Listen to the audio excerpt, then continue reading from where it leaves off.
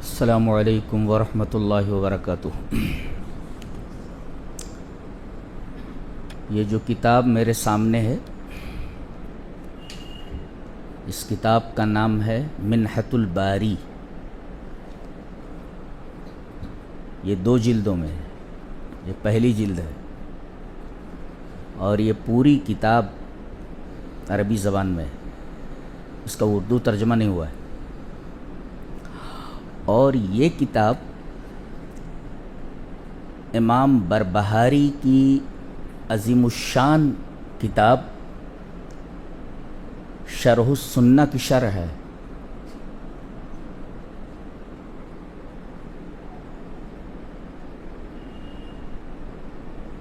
شرح السنہ کی یہ شرح،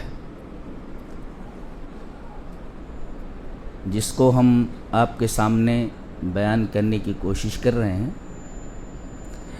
یہ بے حد علمی ہے اور بہت ہی دلچسپ ہے۔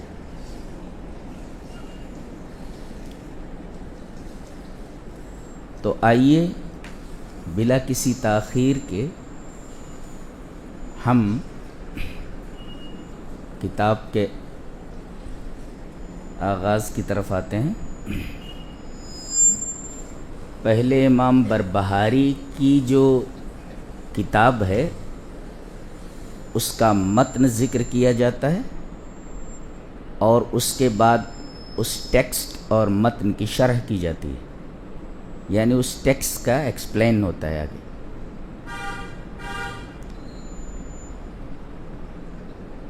متن کیا ہے، پڑھتے ہیں۔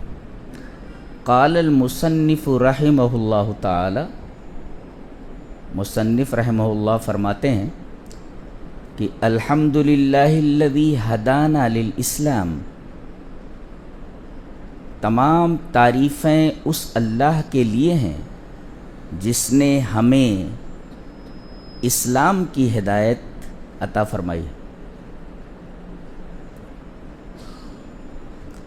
دوسرے، وَمَنَّ عَلَيْنَا بِهِ، اور اسلام کی طرف ہدایت دے کر ہمارے اوپر بڑا زبردست احسان فرمایا ہے۔ تو پہلی چیز کیا ہے؟ اسلام کی طرف ہدایت، اور دوسری چیز ہے اسلام دے کر کے اللہ تبارک و تعالی نے ہمارے اوپر بہت بڑا احسان فرمایا ہے۔ تیسرے، وَأَخْرَجَنَا فِي خَيْرِ أُمَّةٍ، اور ہمیں سب سے بہترین امت میں پیدا فرمایا ہے۔ ان چیزوں میں تمام تعریفیں اس اللہ کی جس نے ہمیں اسلام کی ہدایت دی، ایک۔ دوسرے، ہدایت دے کر کے ہمارے اوپر بڑا زبردست احسان فرمایا ہے کہ اس سے بڑا احسان کوئی ہو ہی نہیں سکتا ہے۔ تیسرے، اللہ تبارک و تعالی نے ہمیں سب سے بہترین امت میں پیدا فرمایا ہے۔ آگے فرماتے ہیں، فَنَسْأَلُهُ التَّوْفِيقَ، ہم اللہ تبارک و تعالی سے توفیق مانگتے ہیں۔ کس چیز کی؟ لِمَا يُحِبُّ وَيَرْضَى، اس چیز کی جس کو وہ پسند کرتا ہے اور جس سے وہ راضی ہوتا ہے۔ یعنی یہ کہتے ہیں کہ اے اللہ، مجھے یہ توفیق عنایت فرما کہ میں وہ کام کروں جسے تو پسند کرے اور جس کام سے تو راضی ہو۔ اچھا، والحفظ مما یکرہ ویسخط، میرے رب میں اس چیز کی بھی توفیق مانگتا ہوں کہ یہ چیز صرف تیری توفیق ہی سے مجھے مل سکتی ہے۔ کیا؟ حفاظت مانگتا ہوں میں۔ کس چیز سے حفاظت؟ جس چیز کو اللہ ناپسند کرتا ہے اور جس چیز سے ناراض ہوتا ہے۔ آپ دیکھ رہے ہیں، یہاں پہلے کہا گیا یحبو، اور اس کے مقابلے میں لایا گیا یکرہ، گویا کہ پسندیدگی کا عین اپوزٹ کراہت ہے۔ پسندیدگی ناپسندیدگی، یہ ہوا یحبو کے مقابلے میں یکرہ، اور اس کے بعد یرضا جس سے وہ راضی ہوتا ہے، اس کے مقابل میں یسخط جس سے وہ ناراض ہوتا ہے. تو پسندیدگی کے مقابل میں ناپسندیدگی اور رضامندی کے مقابل میں غضب اور نارضامندی. یہ تو ہے ٹیکسٹ، متن ہے. یہ جو شارح ہیں اس کے، وہ آگے اس کی وضاحت کرتے ہیں، ایکسپلین کرتے ہیں اس کا کیا مطلب ہے. کہتے ہیں کہ سب سے پہلے یہ کہا گیا کہ الحمد، الحمد، تو یہ حمد کسے کہتے ہیں؟ ما معنی الحمد؟ جیسے ہم لوگ پڑھتے ہیں نا الحمدللہ رب العالمین، وہ کہہ رہے ہیں کہ حمد کہتے کس کو ہیں؟ یہاں پوری زندگی گزر جاتی ہے آدمی کو الحمدللہ رب العالمین پڑھتے ہوئے، لیکن اسے حمد کا صحیح معنی معلوم نہیں ہوتا. ایسے نہیں لاج جوتے کھا رہے ہو پوری دنیا میں، ایسے ہی ہے. تو یہ کہہ رہے ہیں کہ حمد کہتے کس کو ہیں؟ کہتے ہیں کہ الحمد فی کلام العرب، عربوں کے ہاں، عربوں کے کلام میں حمد کہتے ہیں الثناء الکامل، کامل تعریف کو. ظاہر ہے کہ کامل تعریف کامل ذات ہی کے لیے ہو سکتی ہے. اللہ کے علاوہ کوئی کامل ہے ہی نہیں، نہ اس کی ذات کامل ہے کسی مخلوق کی، نہ اس کی کوئی صفت کامل ہے. تو ناقص کے لیے ثناء کامل کیسے ہو سکتی ہے؟ گویا کہ ثناء کامل، مکمل کامل ثنا، کامل تعریف صرف کامل ہستی کے لیے ہو سکتی ہے. اور جب اللہ کے علاوہ کوئی کامل ہستی ہے ہی نہیں، تو اللہ کے علاوہ کسی کی حمد بھی صحیح نہیں ہے، کسی کی حمد جائز نہیں ہے. یہ مطلب ہے. تو کہتے ہیں کہ حمد کہتے ہیں ثناء کامل کو، یہ ہوا حمد کا معنی. اور کہتے ہیں اس پر جو الف لام داخل ہے اس کا کیا مطلب ہے؟ حمد معنی ہوتا ہے ثناء کامل. یہ جو الف لام داخل ہے، وہ الف لام کا کیا مطلب ہے؟ جیسے انگلش میں ہوتا ہے دی، یعنی دی بوائے، ایسے ہی یہ حمد کے اوپر یہ الف لام داخل ہے. یہ کہہ رہے ہیں اس کا کیا مطلب ہے؟ حمد کا مطلب تو ثناء کامل ہو گیا، مکمل تعریف. یہ کسی انسان کے لیے، کسی مخلوق کے لیے ممکن ہی نہیں ہے، اس لیے کہ ہر مخلوق ناقص ہے، اور ناقص کے لیے ثناء کامل کیسے ممکن ہے؟ اب پھر یہ کہہ رہے ہیں کہ حمد کا معنی سمجھ میں آ گیا، کامل تعریف، ثناء کامل. اب کہتے ہیں کہ الحمد میں حمد پر جو الف لام ہے، حمد الگ، الف لام کا کیا مطلب ہے وہ بتا رہے ہیں. والالف واللام لاستغراق الجنس من المحامد. اللہ اکبر. کیا مطلب ہے؟ کہتے ہیں کہ حمد کی خوبیوں کی جو جنس ہے، اس پوری جنس کو گھیرے ہوئے ہے. الف لام نہیں سمجھے؟ پہلے جنس سمجھ لیں. جنس کس کو کہتے ہیں؟ جیسے کہا جائے مرد ایک جنس ہے، عورت ایک جنس ہے، گھوڑا ایک جنس ہے، کبوتر ایک جنس ہے، باز ایک جنس ہے. ایک محاورہ ہے کہ کند ہم جنس باہم جنس پرواز، کبوتر با کبوتر، باز با باز. ہر چیز اپنے ہم جنس کے ساتھ رہنا پسند کرتی ہے. کند ہم جنس باہم جنس پرواز. ایک جنس والا اپنے ہی جنس والے کے ساتھ اڑتا ہے، جیسے کبوتر کبوتر کے ساتھ اور باز باز کے ساتھ اڑتا ہے. تو کبوتر ایک جنس ہے، کبوتر کبوتر کے ساتھ پرواز کرتا ہے. باز ایک جنس ہے، باز باز کے ساتھ پرواز کرتا ہے، اڑتا ہے. اور آسان طریقے سے سمجھیں، جب بولا جاتا ہے مرد، مرد جنس ہے، اور جیسے آپ نے کہا مرد، تو دنیا میں جتنے بھی مرد ہیں سب اس میں آ گئے. یہ کہتے ہیں جنس. جنس کا مطلب ہے جب آپ نے کہا مرد تو دنیا میں جتنے بھی مرد ہیں مرد کی اس جنس کے اندر سب شامل ہو گئے. مرد بولے پوری دنیا کے تمام مرد یہ جنس مرد میں شامل ہیں. اب یہ بتا رہے کہ یہ الف لام جو یہاں پر حمد میں داخل ہے لاستغراق الجنس من المحامد، جتنی بھی خوبیاں ہو سکتی ہیں، جتنی بھی تعریفیں ہو سکتی ہیں، جتنے بھی کمالات ہو سکتے ہیں، تمام کمالات کی جنس، تمام خوبیوں کی جنس اور تمام تعریفوں کی جنس کو گھیر لیا ہے، اس نے کور کر لیا ہے. یعنی کوئی خوبی چھوٹی نہیں ہے، کوئی تعریف چھوٹی نہیں ہے. جیسے مرد بول دیے تو کوئی مرد تھوڑی چھوٹا، دنیا کے تمام مرد ہیں تو کوئی مرد چھوٹا نہیں. ایسے ہی جب حمد کے اوپر الف لام داخل ہوا تو اس الف لام نے حمد کی جنس، حمد کی جو جنس ہے اس کو گھیر لیا ہے.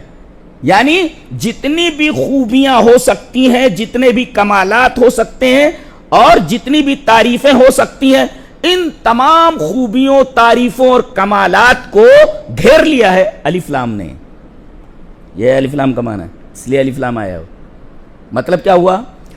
یعنی تمام خوبیاں، تمام کمالات، تمام تعریفیں صرف اللہ کے لیے. یہ مطلب ہوا.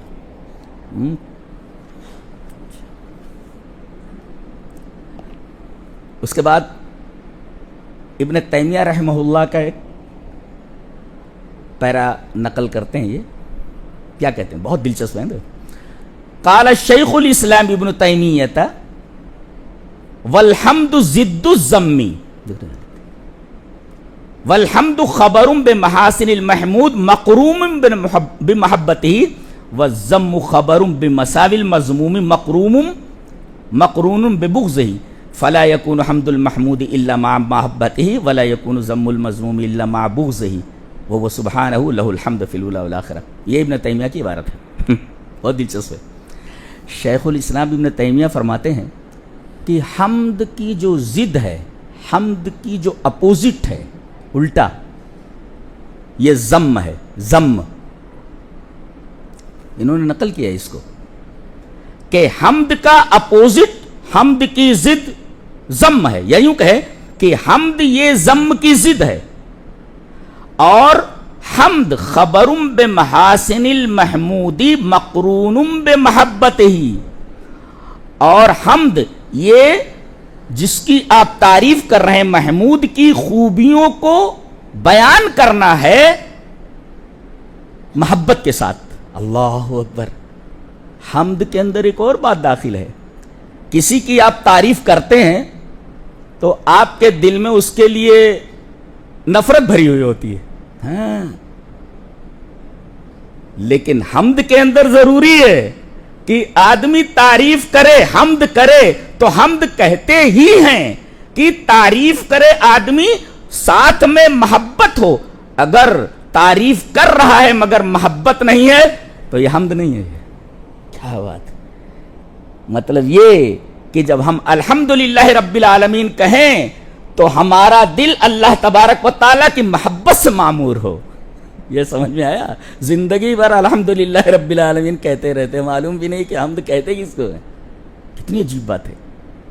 بتا رہے ہیں والحمد خبر بمحاسن المحمود، جس کی آپ تعریف کر رہے ہیں اسے محمود کہتے ہیں، جس کی تعریف کی جائے، اس کی خوبیاں، اس کے کمالات آپ بیان کر رہے ہیں تو اس خوبی کے بیان کرنے کے ساتھ ساتھ جس کی خوبی بیان کر رہے ہیں اس سے محبت بھی ضروری ہے. صرف تعریف کریں آپ، محبت نہ ہو تو اسے حمد نہیں کہتے. اللہ اکبر. اور اس کا الٹا ذم ہے. کسی کی آپ برائی کر رہے ہیں تو جس کی برائی کی جا رہی ہے اس کے تعلق سے آپ کے دل کے اندر کینہ ہونا چاہیے، بغض ہونا چاہیے.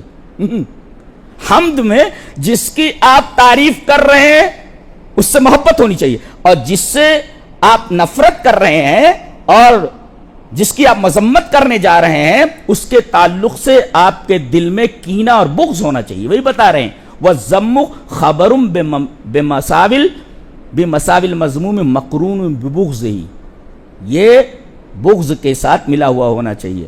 اب آگے فیصلہ کرتے ہیں فَلَا يَكُونُ حَمْدُ الْمَحْمُودِ إِلَّا مَعَ مَحَبَّتِهِ، حمد ہوگی ہی نہیں جب تک کہ محمود کی محبت آپ کے دل میں نہ ہو، تب تک حمد نہیں ہوگی.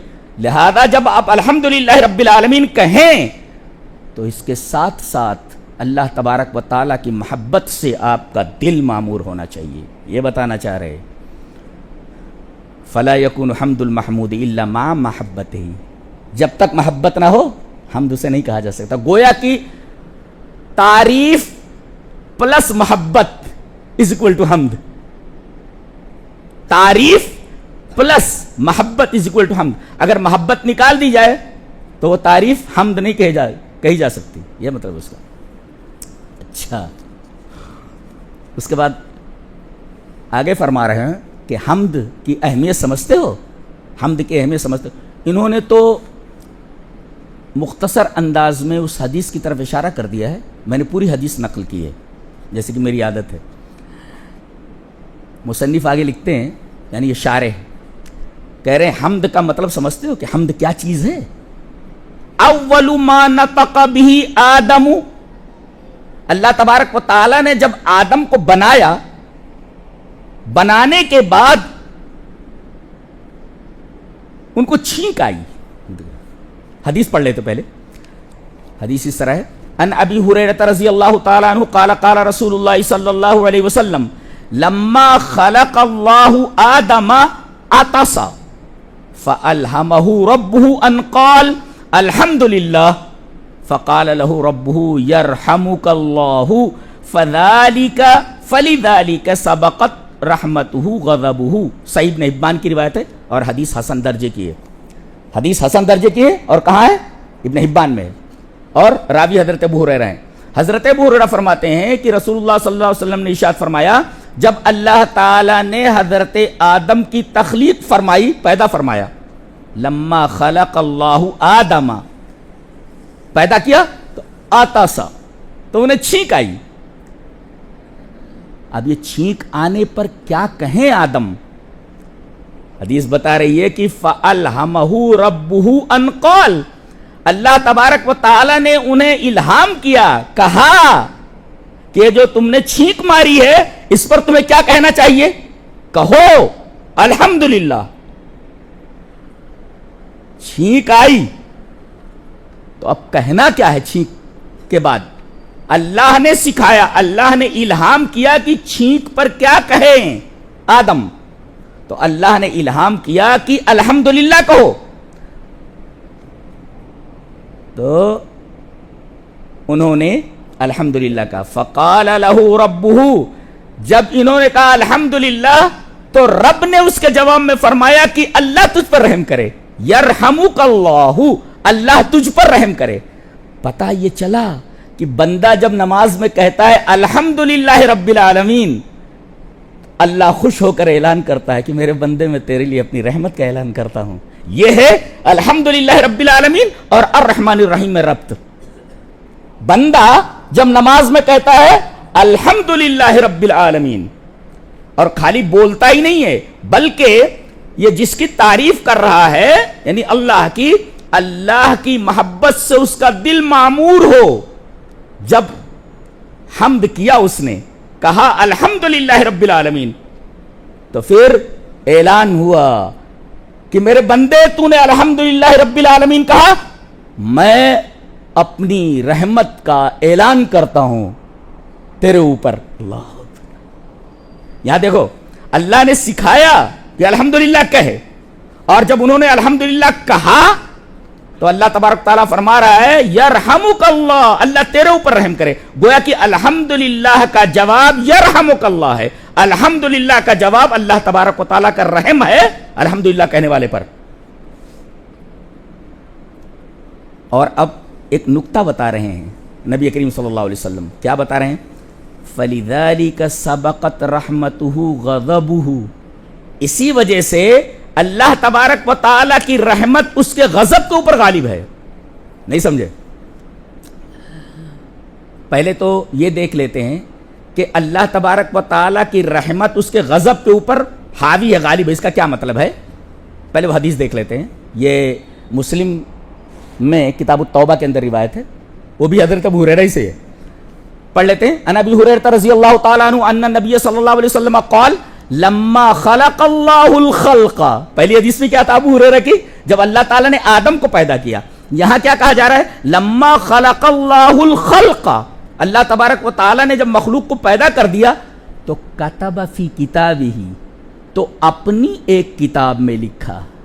اپنی ایک کتاب بولے تو اپنی کتاب، فی کتابی اس کا مطلب کوئی مخصوص کتاب ہے. جیسے میں کہوں کتابی میری کتاب، قلمی میرا قلم، اس کا مطلب وہ ایک خاص قلم ہے، ایک خاص کتاب ہے. تو اللہ تبارک و تعالیٰ نے اپنی ایک کتاب کے اندر لکھا. کتاب کہاں ہے؟ دیکھو فہو عندہ، بالکل اس کے پاس ہے. اللہ، ایک کتاب ہے، اس کی کتاب ہے، اور وہ کتاب کہاں ہے؟ اس کے بالکل پاس ہے. کہاں؟ عرش پر. تو پتہ یہ چلا کہ اللہ عرش پر مستوی ہے. یہ معلوم ہوا. یہ جو کہتے ہیں نا ہر جگہ کڑ کڑ میں ہے، صحیح نہیں ہے. تو وہ عرش پر مستوی ہے اور عرش پر ہی یہ کتاب ہے. اچھا کہاں ہے یہ کتاب؟ عرش پر، بالکل اس کے بازو میں، بالکل اس کے پاس ہے. اللہ اکبر. تین باتیں معلوم ہوئی. اپنی کتاب میں لکھا یعنی کوئی خاص کتاب ہے ایک، اور دوسرے یہ ہے کہاں؟ یہ عرش کے اوپر ہے اور عرش پر اللہ مستوی ہے. اچھا یہ عرش پر کہاں ہے؟ اندہو، بالکل اس کے نیئر، قریب ہے. اس کتاب میں کیا لکھا ہے؟ کتبہ. اللہ نے کیا لکھا ہے مخلوق کو پیدا کرنے کے بعد؟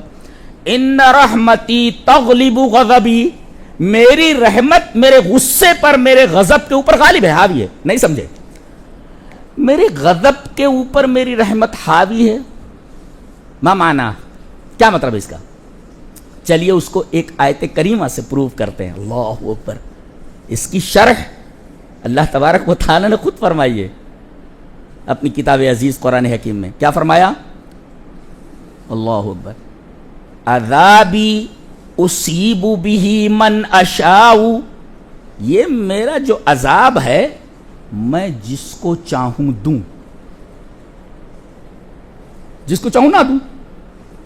عذابی اصیب بہ من اشاء، جس کو میں چاہوں یہ عذاب دوں، یہ میرا عذاب ہے. تو دیکھو ہاں وہ اللہ نے فرمایا میری کتاب ہے. یا قرآن میں کہا جا رہا ہے وہ میرا عذاب ہے، وہ عذابی میرا عذاب ہے وہ، اور میں جس کو چاہوں دوں اور جس کو چاہوں نہ دوں عذاب. لیکن وَرَحْمَتِي وَسِعَتْ كُلَّ شَيْءٍ، میری رحمت ہر چیز کو گھیرے ہوئے ہے. اب بتائیے عذاب جس کو چاہے دے گا، سب کو نہیں، لیکن رحمت سب کے اوپر حاوی ہے. تو اس آیت کریمہ سے ثابت ہوا کہ اللہ تبارک و تعالیٰ کی رحمت اس کے غضب کے اوپر غالب ہے. اس کو اور آسان انداز سے سمجھاتا ہوں.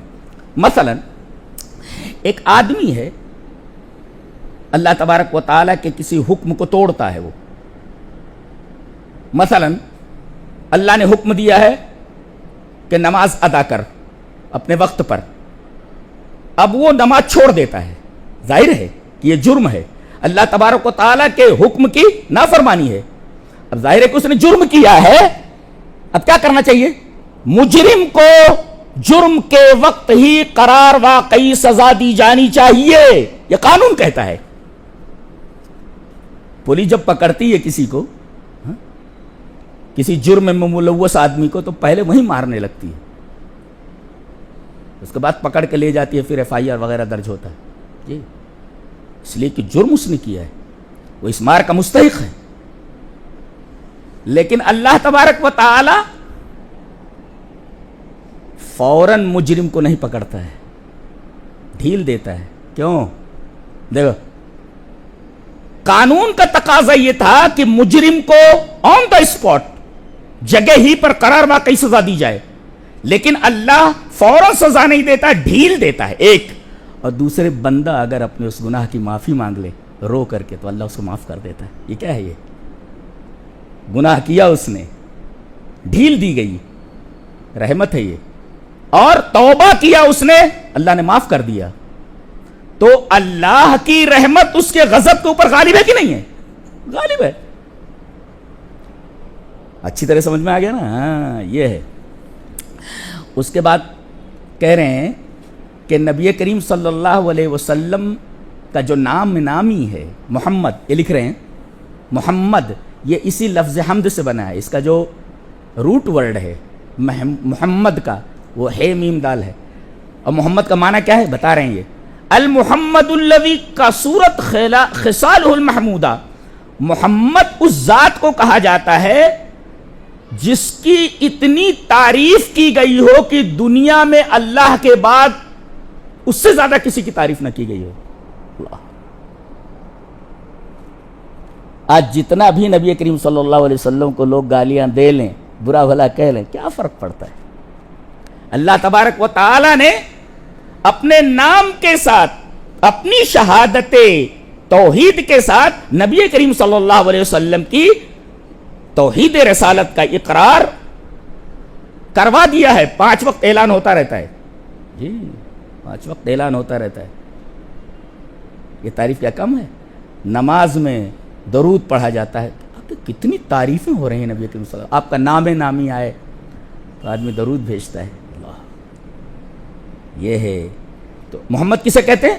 الذی کا صورت خصالہ المحمودہ، جس کی خصلتیں اور خوبیاں اتنی زیادہ ہوں کہ اتنی خوبیاں کسی انسان کے اندر نہ پائی جاتی ہوں. پتہ یہ چلا کہ نبی کریم صلی اللہ علیہ وسلم کائنات میں وہ ہستی ہیں کہ آپ کی خوبیاں اتنی ہیں کہ کسی اور انسان کے اندر اتنی خوبیاں موجود نہیں ہیں. یہ ہے محمد کا جو لفظ ہے اس کا معنی، جو حمد کے روٹ ورڈ سے بنا ہے میم دال سے. اچھا، قیامت کے دن آپ کا جو جھنڈا ہوگا، ہر نبی کا جھنڈا ہوگا، آپ کا جھنڈا کیا ہوگا بتایا گیا. حدیث پڑھ لیتے ہیں. ان ابی سعید رضی اللہ تعالیٰ عنہ قال قال رسول اللہ صلی اللہ علیہ وسلم انا سید ولد آدم یوم القیامہ ولا فخر وبیدی لواء الحمد ولا فخر وما من نبی یومئذ آدم فمن سواہ الا تحت اللواء وانا اول من تشق عنہ القبر ولا فخر. حضرت ابو سعید فرماتے ہیں کہ نبی اکرم صلی اللہ علیہ وسلم نے ارشاد فرمایا کہ قیامت کے دن میں تمام اولاد آدم کا سردار ہوں گا. اللہ اکبر. روئے زمین پر جتنے بھی انسان ہیں، آدم کی اولاد ہیں، قیامت کے دن میں تمام انسانوں، تمام اولاد آدم کا سردار ہوں گا. یہ بہت بڑی فضیلت ہے آپ کی. اور آپ نے فرمایا ولا فخر، مجھے اس پر کوئی فخر نہیں. پتہ یہ چلا کہ آدمی کو اللہ تبارک و تعالیٰ کوئی نعمت عطا فرمائے تو اسے فخر سے دور رہنا چاہیے. ولا فخر، جی اللہ تبارک و تعالیٰ فخور کو پسند نہیں کرتا. جی ولا فخر، مجھے اس پر کوئی فخر نہیں ہے. یہ عظمت اللہ تعالیٰ نے، یہ فضیلت مجھے عطا فرمائی. ایک یہ اولاد آدم کا سردار. دوسرے، میرے ہاتھ میں جو جھنڈا ہوگا اس کا نام ہوگا لواء الحمد، حمد کا جھنڈا. گویا کہ اللہ تبارک و تعالی محمود، نبی کریم صلی اللہ علیہ وسلم کا نام محمد، روٹ ورڈ ہے میم دال، اور قیامت کے دن آپ کے ہاتھ میں جو جھنڈا ہوگا اس جھنڈے کا نام ہے لواء الحمد، حمد کا جھنڈا. اور آپ نے فرمایا یہ حمد کا جو جھنڈا مجھے عطا کیا جائے گا اس پر بھی مجھے کوئی فخر نہیں ہے. گویا کہ یہ جھنڈا بھی بہت عظیم الشان ہے، ایسا جھنڈا کسی کا نہیں ہوگا. تبھی تو آپ فرما رہے ولا فخرا، یہ جو جھنڈا لواء الحمد نامی مجھے عطا کیا جائے گا اس پر بھی مجھے کوئی فخر نہیں، ولا فخرا. اور سارے کے سارے لوگ تحت اللوائی، میرے جھنڈے تلے ہوں گے. یہ تیسری فضیلت ہے. اور چوتھی فضیلت وَأَنَا أَوَّلُ مَن تَنشَقُّ عَنْهُ الْأَرْضُ، اور سب سے پہلے میرے لیے زمین پھٹے گی اور اس پر بھی مجھے کوئی فخر نہیں. کہتے ہیں کوئی صاحب گئے تھے وہاں مدینہ, انہوں نے کوئی نعت وات پڑھی تو نبی کریم صلی اللہ علیہ وسلم کا ہاتھ قبر سے باہر آ گیا. ظاہر ہے کہ یہ جھوٹی بات ہے, اس حدیث کے خلاف ہے, اس لیے کہ ہاتھ نکلنے کے لیے ضروری ہے کہ قبر پھٹے, اور یہاں کہا جا رہا ہے سب سے پہلے زمین میرے اوپر پھٹے گی. کب؟ قیامت کے دن. قیامت سے پہلے آپ کی قبر پھٹنے کا سوال ہی پیدا نہیں ہوتا. لہذا یہ کہنا کسی کی نعت پڑھنے کی وجہ سے آپ کا ہاتھ باہر آ گیا, تو ہاتھ باہر آنے کے لیے ضروری ہے کہ قبر پھٹے, اور حدیث کہہ رہی کہ قیامت تک, قیامت سے پہلے ہاتھ آپ کا نہیں نکلے گا. کیوں؟ اس لیے کہ قبر پھٹے گی نہیں, اس لیے کہ ہاتھ نکلنے کے لیے ضروری ہے کہ آدمی کا ہاتھ اس وقت نکلے گا جب قبر پھٹ جائے. اچھا, تو آپ کے ہاتھ میں حمد کا جھنڈا ہوگا, اور ہم لوگ کون؟ جنہوں نے سچی اتباع کی ہے نبی کریم صلی اللہ علیہ وسلم کی. یہ نہیں کسی پیر کو کھڑا کر دیا نبی کے مقابل میں, کسی امام کو کھڑا کر دیا نبی کے مقابل میں, کسی شخصیت کو کھڑا کر دیا نبی کے مقابل میں. وہ نہیں, جنہوں نے سچ مچ محمد صلی اللہ علیہ وسلم کی اتباع کی ہوگی اور الحمدللہ رب العالمین کا جملہ اپنی زبان سے نکالا ہوگا اللہ تبارک و تعالی کی محبت کے ساتھ, تو وہ کون لوگ ہوں گے قیامت کے دن؟ کا نام کیا ہوگا؟ حمادون. کیا بات. نمازوں میں جیسے ہم نماز شروع کرتے ہیں الحمدللہ رب العالمین کہتے ہیں کہ نہیں کہتے ہیں اللہ, تو ہم حمادون نہیں ہوں گے تو کون ہوگا؟ ہم حمادون نہیں ہوں گے تو کون ہوگا؟ حماد یہ فعال کے وزن پر مبالغہ کا صیغہ ہے, بہت زیادہ حمد کرنے والے. خوش ہو جاؤ کہ آپ حمادون ہیں. اور لواء الحمد کے, محمد صلی اللہ علیہ وسلم کے جھنڈے لواء الحمد کے تلے کون ہوں گے؟ حمادون ہوں گے. چلیے وہ روایت بھی پڑھ لیتے ہیں. عن ابن عباس رضی اللہ تعالیٰ عنہ, یہ روایت انہوں نے نقل کی ہے, مختصر ہے, میں نے پوری نقل کی ہے. عن ابن عباس رضی اللہ تعالیٰ عنہ عن النبی صلی اللہ علیہ وسلم قال اول من یدعا الی الجنت.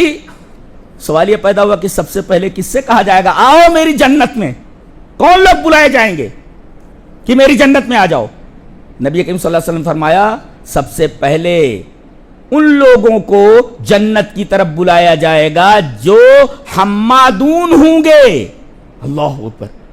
گویا کہ حمادون کو سب سے پہلے جنت کی طرف بلایا جائے گا کہ آؤ جنت میں. سب سے پہلے داخل ہونے والے کون؟ الحمادون. یہ حمادون کون ہیں؟ ان کی ایک صفت بتائی گئی, الذین یحمدون اللہ فی السراء والضراء, جو خوشی اور غم, خوشی آئے تب بھی, غم میں مبتلا ہوں تب بھی اللہ تبارک و تعالیٰ کی حمد کرتے رہتے ہیں. جو خوشی اور غم میں اللہ تبارک و تعالیٰ کی حمد کرتے رہتے ہیں در حقیقت یہ حمادون ہیں, اور قیامت کے دن سب سے پہلے انہی لوگوں کو بلایا جائے گا کہ آئیں اور جنت میں داخل ہو جائیں. یہ جو حدیث ہے رومیہ اسنادہ بالضعف, اس حدیث کے اوپر ضعف کا حکم لگایا گیا ہے, لیکن کہا گیا کہ اس کے جو بہت سارے شواہد ہیں وہی سب موقوف ٹھہراتے ہیں بعض سلف سے, جیسے ابن جبیر وغیرہ. بہرحال قابل استدلال ہے یہ, اسی وجہ سے صاحب منہۃ الباری نے اس کو نقل کیا ہے. اچھا, زندگی بھر الحمدللہ رب العالمین کہتے رہے, اور ہمارا جنازہ اٹھا تو الحمدللہ رب العالمین کے ساتھ, الحمدللہ رب العالمین کے ساتھ. بڑے بد نصیب ہیں وہ جو نماز جنازہ میں سورہ فاتحہ نہیں پڑھتے. تو ہماری زندگی پوری الحمدللہ رب العالمین کے ساتھ گزری, اور دنیا سے گئے تو الحمدللہ رب العالمین کے ساتھ گئے, اور نبی کے پرچم کے نیچے جس کا نام لواء الحمد ہے, اور ہم ہی ہیں جن کی صفت حمادون ہے کہ بلایا جائے گا ان کو سب سے پہلے جنت میں دخول کے لیے کہ آ جاؤ. اول من یدعا الی الجنت الحمادون الذین یحمدون اللہ فی السراء والضراء, جو خوشی اور غم میں اللہ تبارک و تعالیٰ کے حمد کرتے ہیں. اس کے بعد اللہ نے فرمایا سورہ یونس کے اندر, نقل کیا ہے صاحب منہۃ الباری نے, کیا وآخر دعواہم ان الحمد للہ رب العالمین. جنتی جنت میں داخل ہو گئے, یہ کون ہیں؟ حمادون ہیں. اچھا, جنت میں پہنچ گئے تو جنتیوں کی آخری پکار کیا ہوگی؟ الحمدللہ رب العالمین. یہ سورہ یونس کی آیت ہے. جنتیوں کی آخری پکار کیا ہوگی؟ الحمدللہ. کب آخری پکار؟ کب آخری پکار بھائی؟ میں نے لکھا جنتیوں کو جب تمام انعامات سے نواز دیا جائے گا، یہاں تک کہ ایک نعمت رہ جائے گی. کون سی؟ دیدار الہی. اے ہے بعد میں ہم اس پہ بحث کریں گے. اللہ فرمائے گا اور کچھ چاہیے؟ ساری نعمتیں دیے جانے کے بعد کچھ اور چاہیے؟ جنتی کہیں گے اے ہمارے رب کیا نہیں دیا تو نے ہم کو؟ سب کچھ تو دے دیا ہے. کہا کہ ایک چیز رہ گئی ہے. کیا؟ میرا دیدار. پھر اس کے بعد پردہ ہٹے گا. کیا آپ کو ایسا نہیں لگتا یہ دنیا اتنی حسین ہے؟ لوگ کہاں کہاں جاتے ہیں گھومنے کے لیے، حسین چیزیں دیکھنے کے لیے. کہ آپ کے ذہن میں کبھی یہ بات نہیں آئی کہ اس کا بنانے والا کتنا جمیل ہوگا؟ دیکھنے کی تمنا نہیں ہے آپ کو؟ اللہ تعالی ہمیں جنت کی سب سے بڑی نعمت دیدار الہی نصیب فرمائے. اللہ ہم دیکھنا چاہتے ہیں کہ اتنی خوبصورت کائنات بنانے والا کتنا جمیل ہوگا. اللہ کتنا جمیل ہوگا. پیار آ جاتا ہے تمام چیزوں کو دیکھ کر کے، پڑھ کر. تو جنتیوں کو جب تمام نعمتیں عطا کر دی جائیں گی، نوازشوں کی بارش کر دی جائے گی، انعامات بڑھا دیے جائیں گے، اللہ اپنا دیدار کرا دے گا. کہتے ہیں دیکھنے کے بعد جنت کی ساری نعمتیں پھیکی ہو جائیں گی. کیسا ہوگا؟ اللہ اندازہ لگائیے، اندازہ لگائیے. جنت کی نعمتیں ہی کیا ہے؟ کانوں نے سنا نہیں، آنکھوں نے دیکھا نہیں، دل میں کسی کا اسی جیسی نعمت کا خیال نہیں گزرا ہوگا. بتائیے ایسی نعمتیں ملنے کے بعد، وہ نعمت دیدار الہی کے بعد ایسی نعمتیں ہیچ ہو جائے تو کیسا ہوگا؟ وہ اندازہ لگائیے آپ. اللہ اکبر. تو ساری چیزیں مل جانے کے بعد، تمام انعامات مل جانے کے بعد، جنتیوں کی جو آخری پکار ہوگی اس کی طرف اشارہ ہے سورہ یونس کی آیت میں. وآخر دعواہم ان الحمدللہ رب العالمین. جنتیوں کی آخری پکار ہوگی الحمدللہ رب العالمین. اللہ اکبر. کیا سمجھ میں آیا؟ سب سے پہلے ہمارے باپ نے اپنی زبان سے کیا نکالا؟ الحمدللہ. زندگی بھر ہم سورہ فاتحہ پڑھتے رہے الحمدللہ رب العالمین. اٹھے تو نماز جنازہ میں الحمدللہ رب العالمین. اور جنت میں داخل ہو رہے ہیں تو وہی حمادون داخل ہو رہے ہیں. اور جنت میں جانے کے بعد آخری پکار ان کی الحمدللہ رب العالمین. معلوم کیا ہوا؟ کہ اس کائنات کی ابتدا اور اس کی انتہا حمد ہی حمد ہے. اللہ، یہ اس بات کی دلیل ہے، جملہ یاد رکھو، یہ اس بات کی دلیل ہے کہ حمد الہی ہی کائنات کا نقطہ آغاز ہے اور نقطہ انجام ہے. پھر سے بولوں، اس جملے کو یاد رکھو، یہ اس بات کی دلیل ہے کہ حمد الہی ہی کائنات کا نقطہ آغاز آدم کی زبان سے پہلے نکلا ہے اور نقطہ انجام ہے کہ آخری پکار الحمدللہ رب العالمین. گویا کہ ابتدا بھی حمد اور انتہا بھی حمد.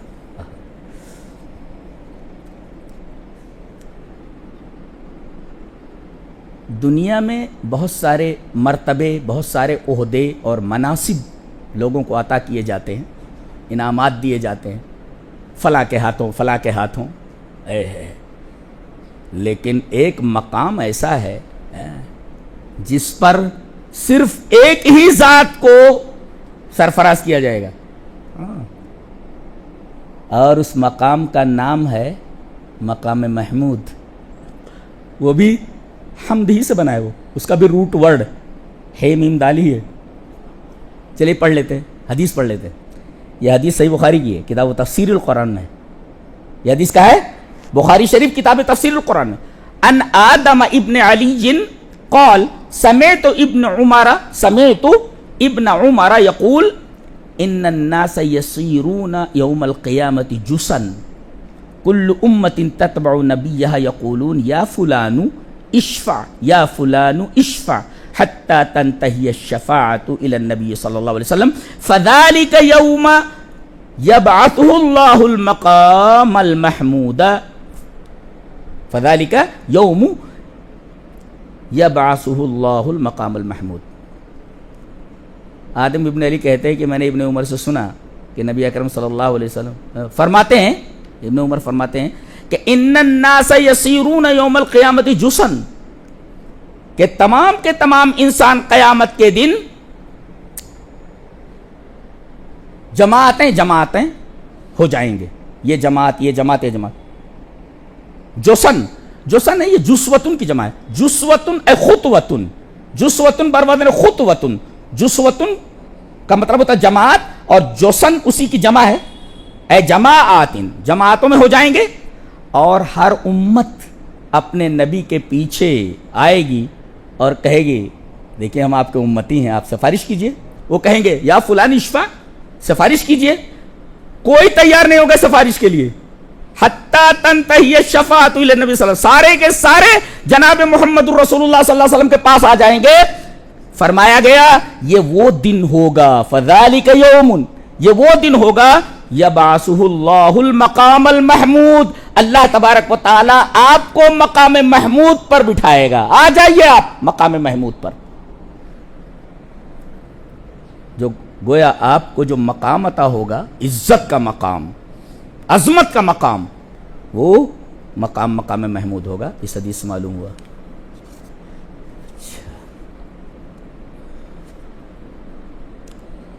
यह हदीस, इस पर हम ज़रा ठहर कर गुफ्तगू करना चाहेंगे. बहुत अजीब हदीस है. पहले हदीस पढ़ लेते हैं. अन इब्न अब्बास रज़ियल्लाहु तआला अन्हुमा अन्ना ज़िमादन क़दिम मक्का था. एक झाड़ फूंकवा थे, वो झाड़ फूंक करने वाले. क्या नाम था उनका? ज़िमाद उनका नाम था. ज़्वाद से रख सकते हैं नाम बच्चे का नाम. बच्चों का नाम रखिए ज़िमाद. ज़िमाद यूनिक नाम है, नहीं रखते हैं आप लोग. अन्न ज़िमादन क़दिम मक्का था. ये ज़िमाद जो एक झाड़ फूंक करने वाले थे, राक़ी, ये मक्का आए. ये किस कबीले के थे? वकान मिन अज़द शनुअता, ये अज़द शनुआ जो कबीला उसके थे. वकान यरक़ी मिन हादी रिह, ये आसेब वगैरह जिसको लग जाता था उस पर दम करते थे. रिह माने आसेब, हवा जिसको बोलते हैं. कहते हैं इसको हवा लगे. रिह माने हवा, कहते हैं इसको हवा लग गई. बोले तो हवा, अच्छा होता है, लग जाती. जी जी, जिन होते हैं. वकान यरक़ी मिन हादी रिह, वो आसेब भगाने के लिए मंत्र पढ़ते थे, वो झाड़ फूंक करते थे. फसमिअ सुफ़हा मिन अहली मक्का था, उन्होंने मक्का के बेवकूफ़ों से सुना. देखो ये बेवकूफ़ उन्होंने क्यों कहा? बेवकूफ़ क्यों कहा? इसलिए कि वो कहते थे कि मोहम्मद सल्लल्लाहु अलैहि वसल्लम पागल हैं. इसका मतलब इस हदीस में भी यही कहा गया, जो नबी करीम सल्लल्लाहु अलैहि वसल्लम को बुरा भला कहे वो खुद पागल है. बोले तो बेवकूफ़ है, वो अहमक है. वो फसमिअ सुफ़हा मिन अहली मक्का था, अहले मक्का के बेवकूफ़ों से सुना. वो कह रहे थे इन्न Muhammadan मजनून, he has gone mad, पागल हैं वो. सुना उन्होंने. अरे सुने नहीं तो क्या बोले? यहाँ मक्का में एक आदमी है मोहम्मद नाम का सल्लल्लाहु अलैहि वसल्लम, वो अपने आप को नबी कहता है, पागल है वो. अच्छा, तो वो कहते हैं लौ अन्नी रअयतु हाज़ा रजुल, काश के मैं इस आदमी को देखता, मुलाकात कर ला. अंग्रेजी में होता सी माने देखना, मुलाकात करना. वह रा देखना. लौ अन्नी रअयतु हाज़ा रजुल, अगर मैं इस आदमी को देखता, मुलाकात करता, तो लअल्लल्लाह यशफ़ीहि अला यदैया, शायद अल्लाह मेरे हाथों इनको शिफा दे दे. वाह भाई वाह, हाँ ये नबी को शिफा देगा बंदा ये. अच्छा.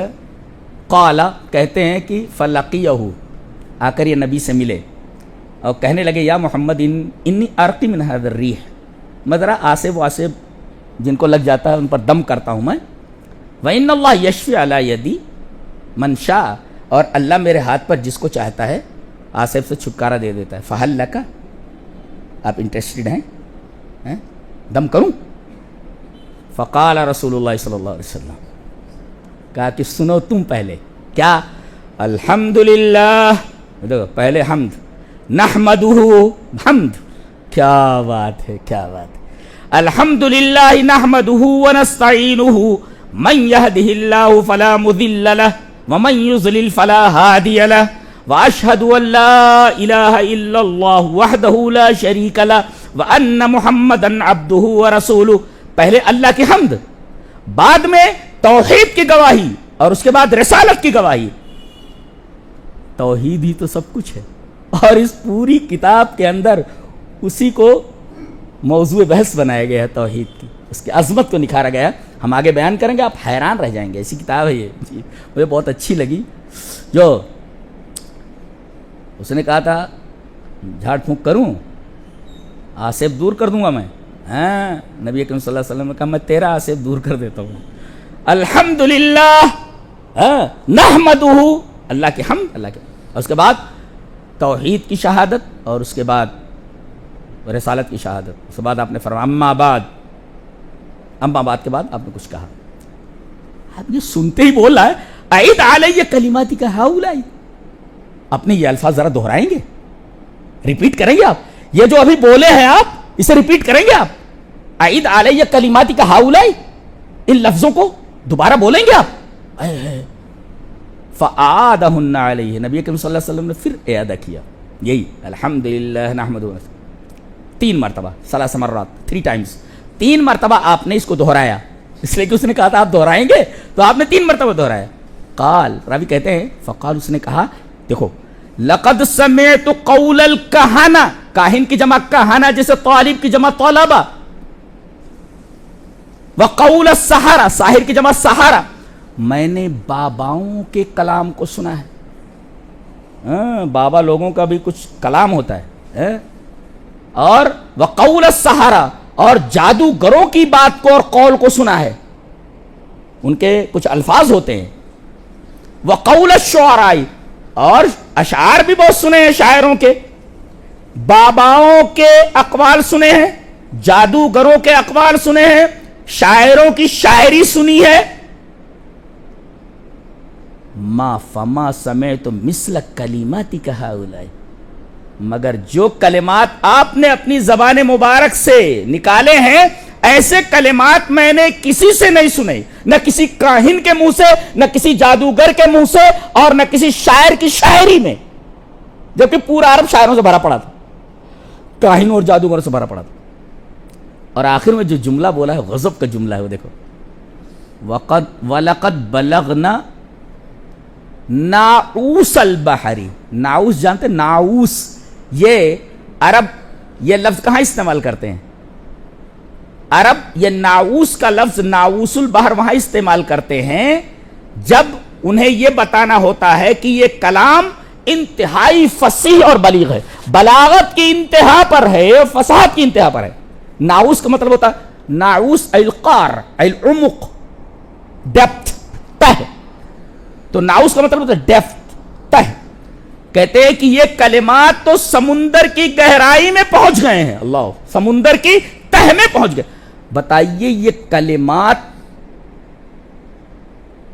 ایسے ہیں، وہ کہہ رہا ہے کہ یہ سمندر کی تہ میں پہنچ گئے. سمندر کتنا گہرا ہوتا ہے؟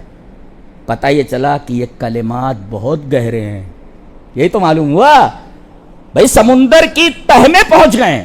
اس کا مطلب یہ کلمات فصاحت اور بلاغت کے اعلیٰ معیار کے اوپر ہیں. اور فوراً کہا ہاتھ یدک، اپنا ہاتھ بڑھائیے، ابائعک علی الاسلام، میں اسلام کے اوپر آپ سے بیعت لینا چاہتا ہوں. ہاتھ بڑھائیے آپ. اللہ اکبر. یہ الحمد، نحمہ، اور اس طریقے سے جو ہے توحید کی گواہی، ان تمام چیزوں کو سن کر کے فوراً اس نے اپنا ہاتھ بڑھایا. کہ اللہ کے رسول اپنا ہاتھ بڑھائیے، میں آپ سے اسلام کے اوپر بیعت کرنا چاہتا ہوں. جماعت وہیں اسلام لے آئے. نبی کریم صلی اللہ علیہ وسلم نے فرمایا کہ ٹھیک ہے آپ نے تو بیعت کر لی، وعلی قومک، اپنے واسطے سے اپنی قوم کے لیے بھی اسلام پر بیعت لے لو. کہا کہ اللہ کے رسول میں انہیں دعوت دوں گا، میری بات مانتے ہیں میری قوم کے لوگ، میرے قبیلے کے لوگ سب مسلمان ہو جائیں گے. اور ایسا ہی ہوا، سارے لوگ مسلمان ہو گئے. نبی نے فرمایا وعلی قومک، میں اپنے واسطے سے اپنی قوم کے اوپر بھی اسلام کی بیعت لے لو. قال وعلی قومی، میں اپنی قوم کے اوپر بھی اسلام کی بیعت لیتا ہوں. ایک واقعہ ہوا، آگے بس واقعے کی بات کہی جا رہی ہے. فبعث رسول اللہ صلی اللہ علیہ وسلم سریۃً، ایک لشکر آپ نے بھیجا جس کے اندر تقریباً 400 लोग थे, अरबों में रजुल, 400 आदमी से उस लश्कर के अंदर आपने भेजा। फमर्रू बिकौमिही, तो ज़माद के कबीले के पास से गुजरे। ये जो ज़माद थे, इनका जो कबीला था, उनके पास से ये लश्कर गुजरा जिसको नबी अकरम सल्लल्लाहु अलैहि वसल्लम भेजा था कहीं जाने के लिए। फ़क़ाल साहिबुस सरियत लिल जैश, लश्कर के जो कमांडर थे उन्होंने लश्कर से पूछा, हल असब्तुम मिन हाउलाइ शैयन, इन लोगों से तुमने कुछ लिया है क्या? इस कबीले के लोगों से कुछ लिया है क्या? फ़क़ाल रजुलुम मिनल कौम, तो लश्करियों में से एक ने कहा, असब्तु मिनहुम मितारा, एक लोटा मैंने ले लिया है। मितारा मैंने लोटा, तहारत का आला। कहा कि कुछ लिया नहीं, सिर्फ एक लोटा ले लिया है। नबी अकरम सल्लल्लाहु अलैहि वसल्लम रुद्दूहा, लौटा दो। फ़इन्न हाउलाइ कौम ज़मादिन, ये ज़माद की कौम है, लोटा भी नहीं ले सकते तुम। अल्लाहु अकबर। ये हजरत ज़माद की फजीलत है और उनके कौम की फजीलत है।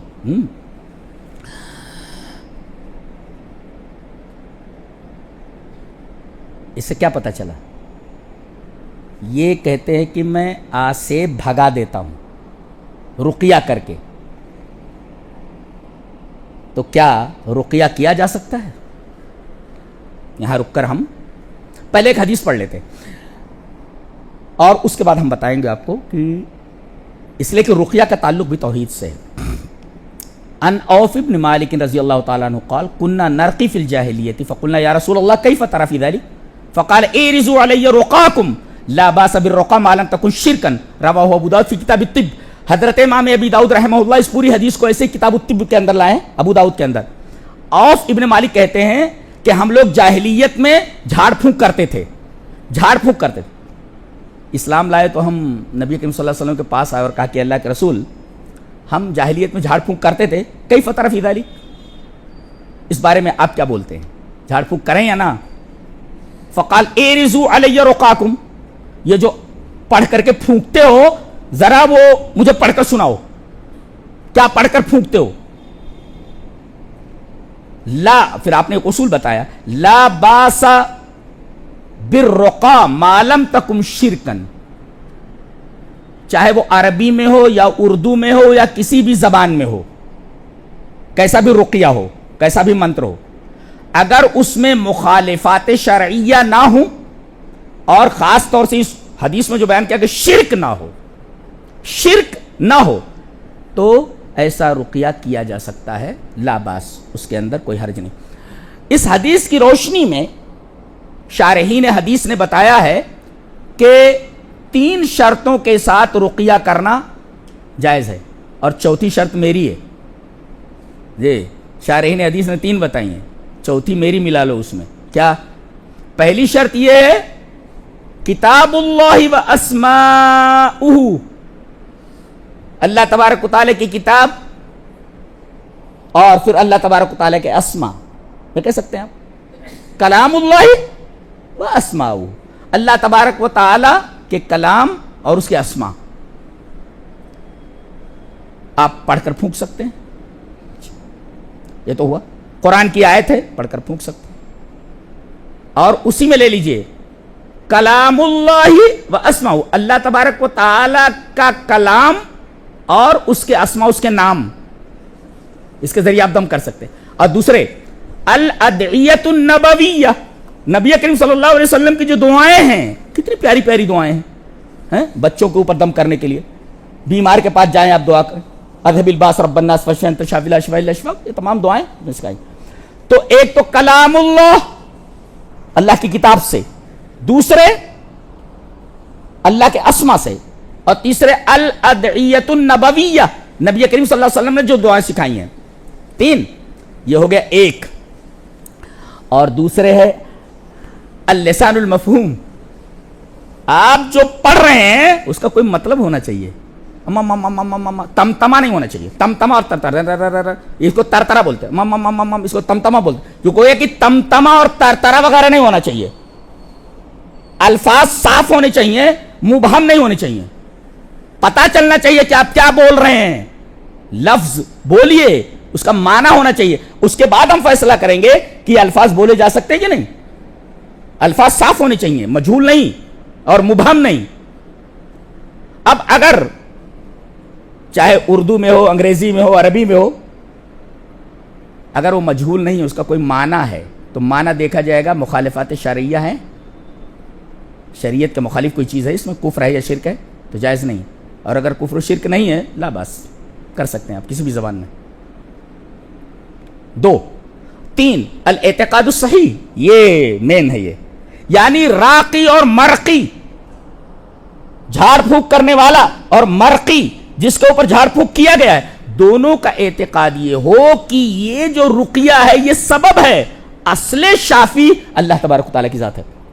یہ اعتقاد ہونا چاہیے.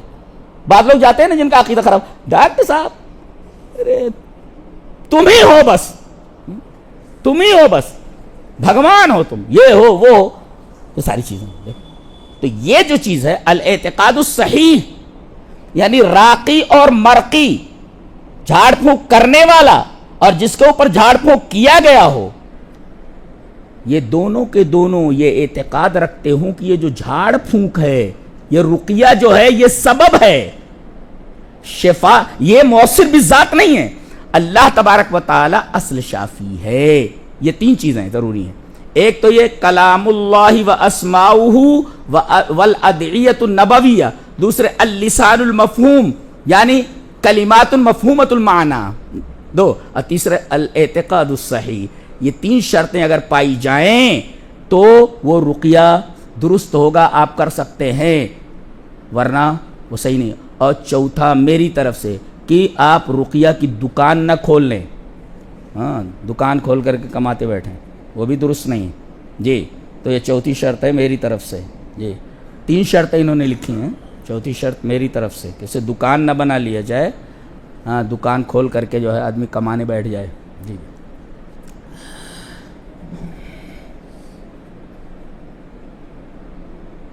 اس بات کو مضبوطی سے ذہن میں رکھیں، اس لیے کہ آج کل بہت چل رہا ہے یہ.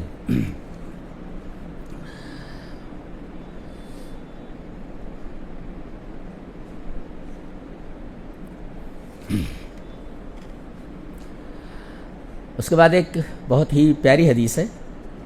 ٹائم ہے کیا آگے؟ حدیثیں پڑھ لیتے ہیں، دیکھتے ہیں.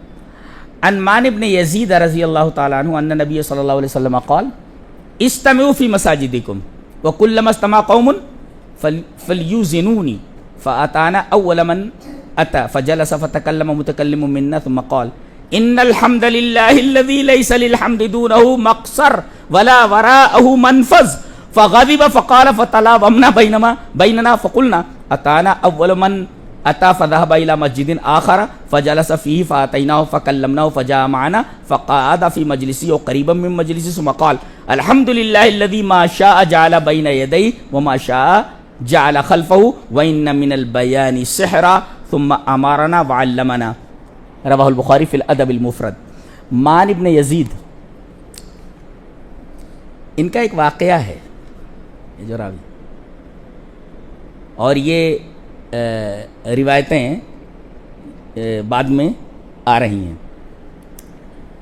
ان کے والد جو تھے انہوں نے صدقے کی ایک رقم نکالی اور مسجد میں لے گئے، یہ ہے مسجد میں لے گئے، ایسا مسجد میں لے گئے اور ایک آدمی کے سپرد کر دیا کہ کوئی مستحق آئے تو یہ میرا جو صدقہ ہے میں نے جو دیا ہے اس کو دے دینا.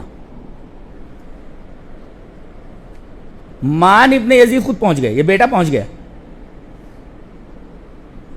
کہا کہ میں صدقے کا مستحق ہوں، مجھے دے دو. اس آدمی نے صدقے کا وہ مال پورا کا پورا ان کو دے دیا، مان کو.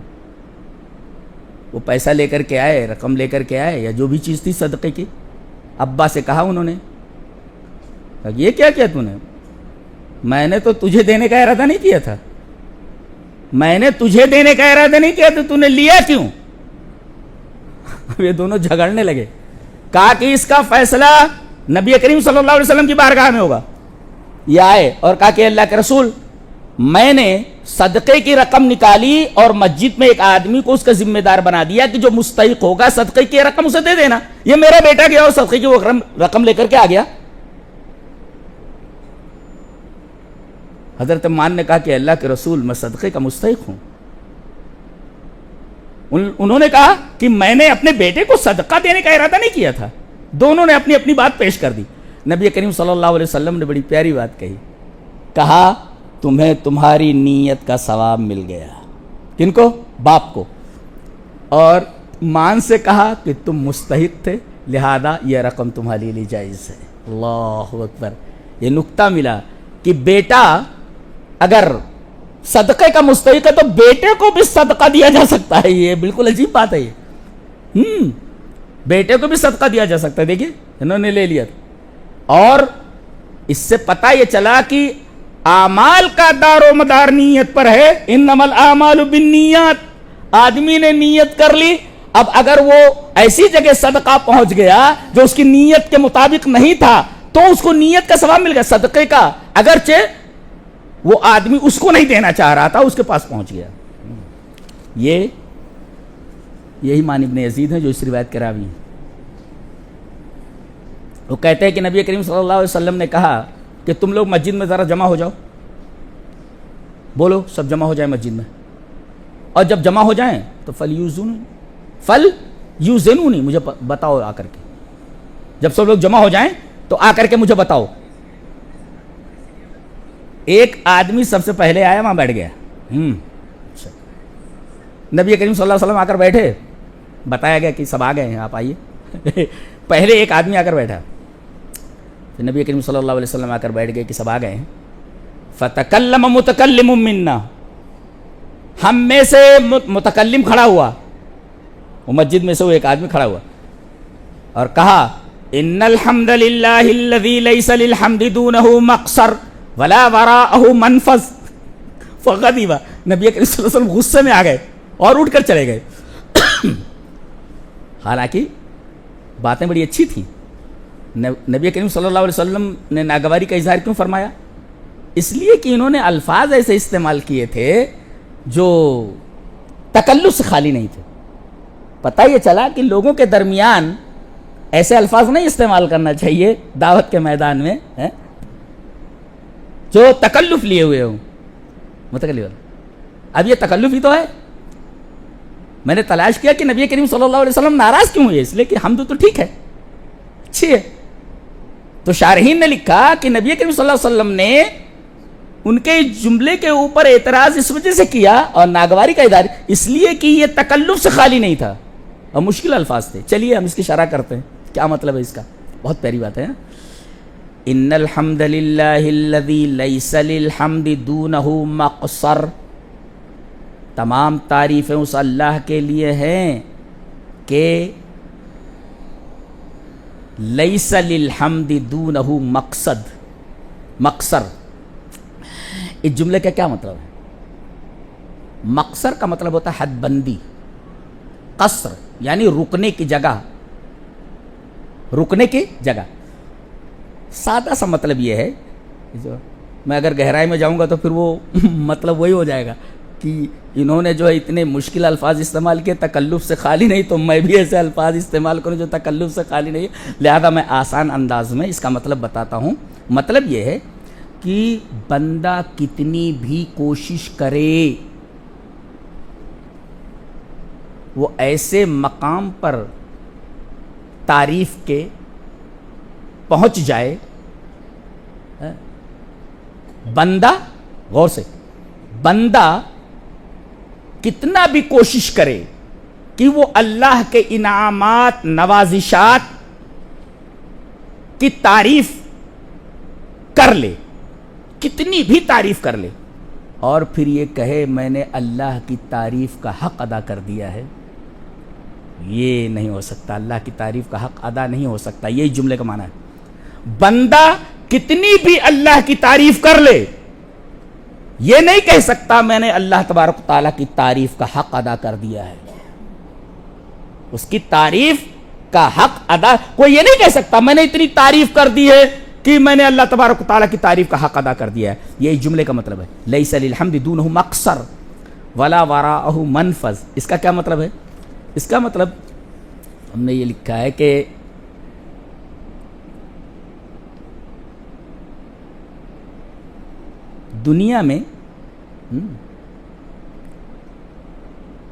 بندہ تعریف کرتے کرتے کسی مقام پر پہنچ جائے، دیکھو تعریف کرتے کرتے کسی مقام پر پہنچ جائے اور کہے کہ اب اس کے بعد اللہ کی تعریف کی گنجائش نہیں ہے، یہ بھی صحیح نہیں ہے۔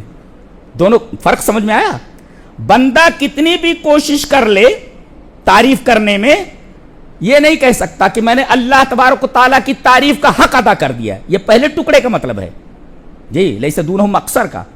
اور ولا وراءہ منفذ کا مطلب یہ ہے کہ بندہ تعریف کرتے کرتے کسی مقام پر پہنچ جائے اور کہے کہ اب آگے اللہ تبارک و تعالیٰ کی حمد کی کوئی گنجائش نہیں رہی، حمد کا سلسلہ ختم ہو گیا، ایسا کبھی نہیں ہوتا ہے۔ دونوں کا مطلب سمجھ میں آیا؟ بہت ہی عجیب و غریب جملے ہیں دونوں، سن لینا بعد میں اس میں۔ اس کے بعد نبی کریم صلی اللہ علیہ وسلم نے جب یہ سنا تو آپ اٹھ کر دوسری مسجد میں چلے گئے۔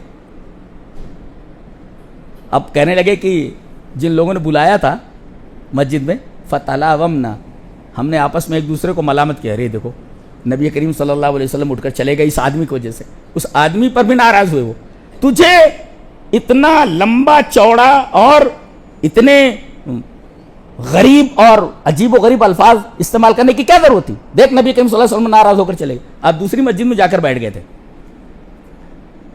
فَذَهَبَ إِلَى مَسْجِدٍ آخر، دوسری مسجد میں چلے گئے تھے آپ، یہ آئے کہا کہ اللہ کے رسول ہم جو ہے معافی چاہتے ہیں اس کی، اور اس آدمی سے ہم لوگ بھی ناراض ہیں جس نے ایسی حرکت کی ہے، تو اللہ کے رسول آپ چلیے وہاں پہ۔ آپ نے ان کے عذر کو قبول فرمایا۔ دیکھیں ایک نکتہ یہ ملا، شارحین لکھتے ہیں کہ کوئی اگر خطا کر لے اور پھر عذر پیش کر لے تو اس کے عذر کو قبول کر لینا چاہیے، اسے معاف کر دینا چاہیے۔ یہ نبی کریم صلی اللہ علیہ وسلم کی سنت نبوی ہے۔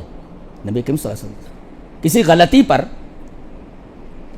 آدمی کو احساس ہو جائے کہ یار مجھ سے غلطی ہو گئی ہے، پھر وہ عذر پیش کرے، تو جس کے تعلق سے غلطی ہوئی اسے چاہیے کہ وہ اس غلطی پر عذر چاہنے والے کے عذر کو قبول کر لے۔ آپ اٹھ کر آ گئے، ان کو عذر قبول کیا، اور پھر جو کچھ معاملہ تھا اللہ کے رسول صلی اللہ علیہ وسلم نے وہاں پر کیا، اور آپ نے فرمایا، پھر آپ نے کہا، اس نے شروع کیا تھا ان الحمد للہ الذی لیس للحمد دونہ مقصر ولا وراءہ منفذ، آپ نے شروع کیا الحمد للہ الذی ما شاء جعل بین یدیہ وما شاء جعل خلفہ، اللہ تبارک و تعالی کی تعریف ہے جو چاہا اپنے سامنے کیا اور جو چاہا اپنے پیچھے کیا۔ کیا مطلب؟ مطلب یہ ہے کہ اللہ تبارک و تعالی جس چیز کو چاہتا ہے پہلے کرتا ہے، اور جس چیز کو چاہتا ہے بعد میں کرتا ہے۔ اسے یہ نہیں کہا جا سکتا کہ اس چیز کو پہلے پیدا کیوں کیا، اس چیز کو بعد میں، اس چیز کو مقدم کیوں کیا، اس چیز کو مؤخر کیوں کیا، اس کی مشیت کے اوپر ہے۔ جس چیز کو چاہے پہلے کرے اور جس چیز کو چاہے بعد میں کرے، یہ اللہ تبارک تعالیٰ کے اختیار میں ہے۔ اور پھر آپ نے فرمایا وَإِنَّ مِنَ الْبَيَانِ سِحْرًا، بعض بیان جو جادو ہوتے ہیں، وہ در حقیقت وہی انداز تھا اس آدمی کا، جی بعض بیان جادو ہوتے۔ ثم امرنا وعلمنا، پھر نبی کریم صلی اللہ علیہ وسلم نے کچھ احکام دیے اور ہمیں کچھ تعلیم دی۔ یہ رہا آج کا پہلا جو ہے درس، انشاءاللہ سلسلہ وار یہ درس چلتا رہے گا۔ ہے بہت دلچسپ، بہت علمی کتاب ہے۔ اللہ ہمیں نیک عمل اور اچھی سمجھ کی توفیق عطا فرمائے۔ وآخر دعوانا الحمدللہ رب العالمین۔